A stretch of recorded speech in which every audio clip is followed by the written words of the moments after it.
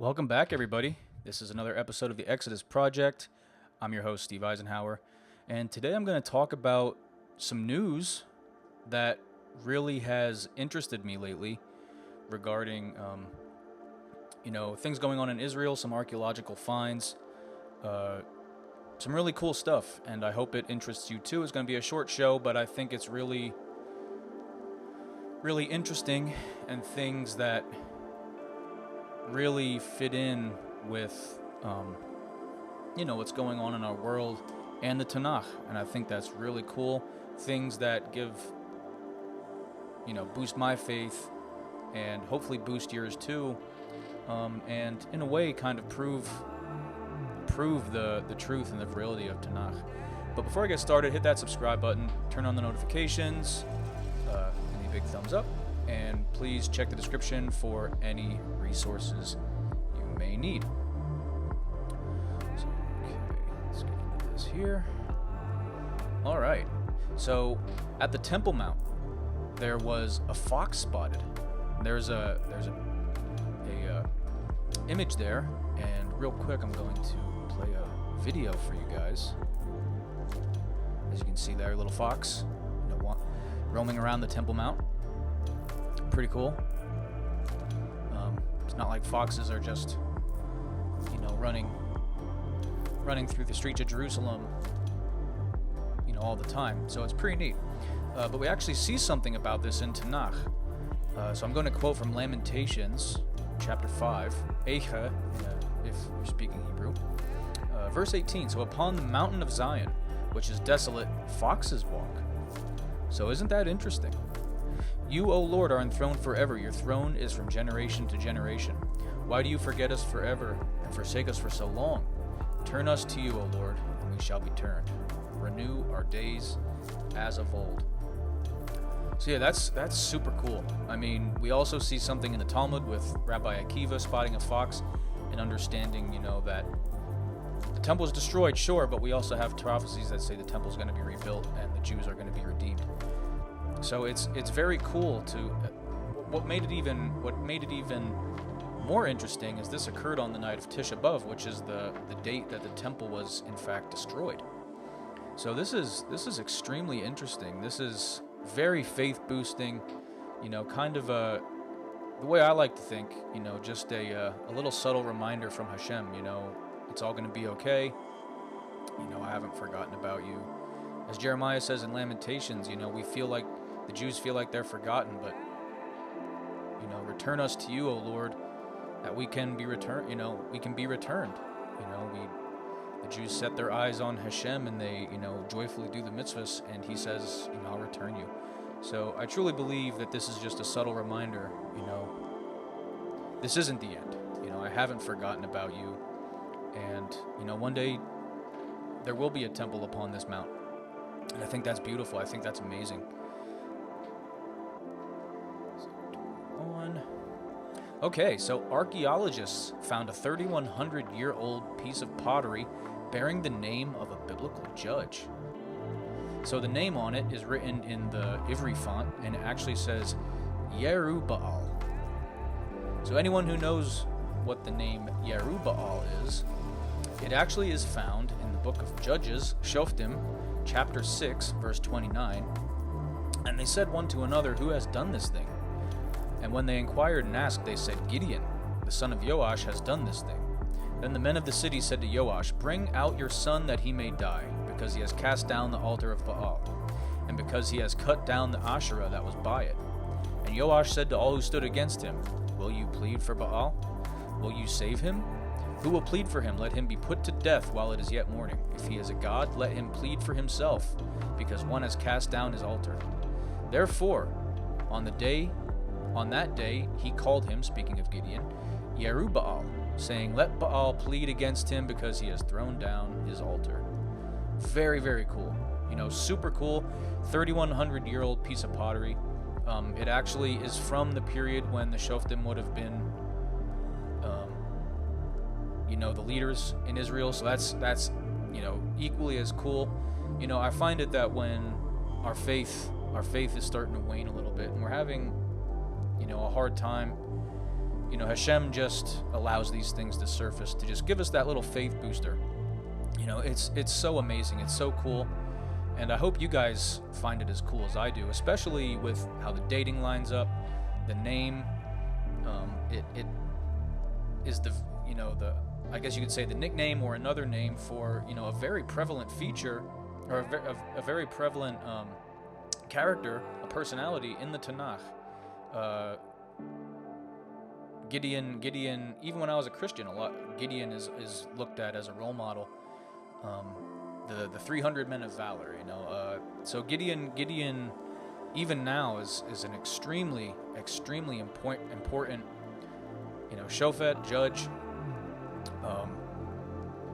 You know, just very interesting stuff. And I'm glad I'm able to share these things with you. I'm glad these things are happening in my lifetime, getting to see these incredible biblical archaeology things surfacing, and especially the fox, man. The fox was super cool.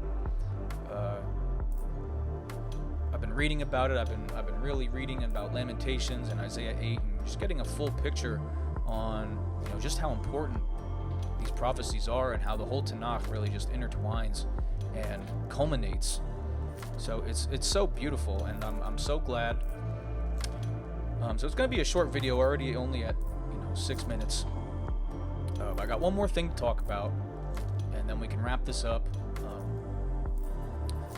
So one final thing. So a rare 2,000-year-old silver half-shekel coin was discovered in Jerusalem. It dates from the first Jewish revolt, so this is clearly 1st century. 2,000 years old. Something very cool is that they knew it was a half shekel. On the back, what I had in the image up there, on the back it actually says Yerushalayim Kadosh, Holy Jerusalem. You know, just adding some more virility. You know, the ancestral homeland of the Jews. This is their land. You know, Hashem is allowing these things to be uncovered. I truly believe this, that Hashem allows these things to be uncovered when you know, we really start slipping. Anti-Semitism is really on the rise. You know, things aren't great right now. All sorts of crazy stuff going on in the U.S. So it's like I said, it's very faith-building. It's very, very moving that all these things are going on, and even more so during the week of Tisha B'Av. You know, I would say the most mournful day on the calendar. You know, the saddest day on the calendar. Both temples destroyed on this day, and Hashem is, you know, making His providence known. He's showing these things that are being uncovered. You know, the fox. I'm gonna keep coming back to that fox because I just found that so cool. When I saw it, a friend of mine sent me the picture and the video, and it really shook me to my core. I was like, wow, you know, Rabbi Akiva, Lamentations 5. This is very, very cool stuff, and a not so, I said subtle before, maybe it's a not so subtle reminder of the promises, you know, like Isaiah 8, you know, bear these as witnesses, Uriah HaKohen and Zechariahu the Hanavi, the prophet. You have a prophecy of the destruction of the temple, but following right behind it, you have an equally important prophecy of its rebuilding and the ultimate redemption. So these things serve as reminders, and on the day where they mourn the temple having been destroyed, that these things are going on, and that these beautiful archaeological finds are going on. You know, things that are proving Tanakh. Call it coincidence if you want, but you know, it's beautiful. It's beautiful for people of faith like myself. It's just so enriching, and it really moves me. So to move on, the half shekel coin that was found. Where do we find something like this? So if you go to the book of Exodus, Sefer Shemos, chapter 30, starting at verse 13, this they shall give every one who passes among those who are counted, half a shekel according to the shekel of the sanctuary. A shekel is 20 gerahs. A half shekel shall be the offering to the Lord. Every one who passes among those who are counted from 20 years old and above shall give an offering to the Lord. The the rich shall not give more, and the poor shall not give less than half a shekel, when they give an offering to the Lord to make an atonement for your souls. That's something interesting. So the half shekel itself, that serves as a reminder of, things, mitzvos, things that were being commanded from Hashem via Moshe during the time of the book of Exodus. The leaving of Egypt. This was an annual offering. Anyone over the age of 20 and above, military age, they gave this offering of a half shekel. It served as a census, but as you can see, it also served as an atonement. Personal and corporate atonement are very important things throughout the Tanakh. So we don't have to get into that. But everyone gave this. It didn't matter if you were poor, it didn't matter if you were rich, everyone gave the same amount. You all gave a half shekel. It counted as a census. We also see in the Torah that you're not supposed to count heads, but rather you count the money, and that will tell you how many people there are. What makes it very interesting, and after all, this is a Counter Missions channel, so we had to rope that in somehow, to make an atonement for your souls. No blood. Sorry, Hebrews. There's no blood here. By the giving of your own half shekel, and it's not like you had a choice. You had to give the half shekel. So it wasn't necessarily considered a free will offering, but it funded the tabernacle and subsequently the temple. It funded the goings on there. So it just shows you how in Judaism and how God's system works, that everything is connected. You give of your own so that the working of the temple, and therefore, the feeding of the priests and the feeding of the Levites and all these different things, it all works hand in hand. It's like scales. You put good in, good comes out. Keep these things level. Throughout this chapter, the half shekel is actually called atonement money or expiation money, which is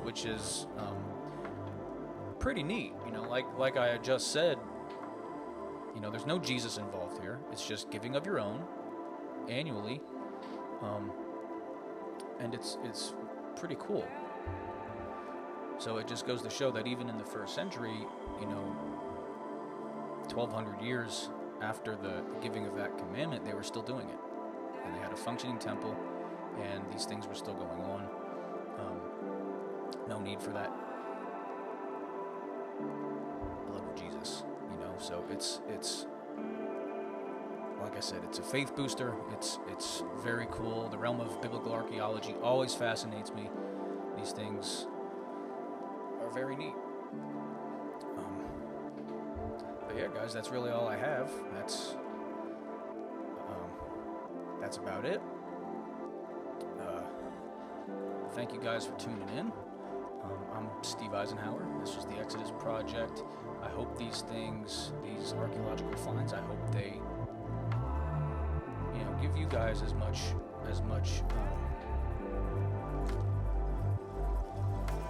faith boosting, as much enriching to your faith, and hope moving forward, as they did for me, because I really found them interesting.